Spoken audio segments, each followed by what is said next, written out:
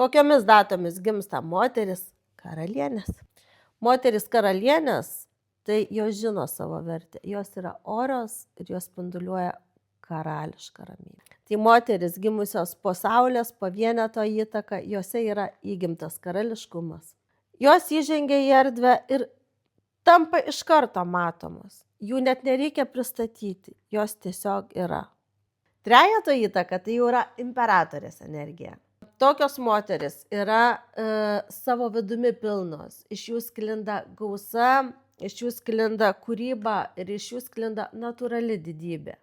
Jos net nedemonstruoja, jos iš karto spinduliuoja. Šešeto Veneros moteris – subtilios aristokratės, estetiškos, aristokratiškos ir net su išskirtiniu skoniu.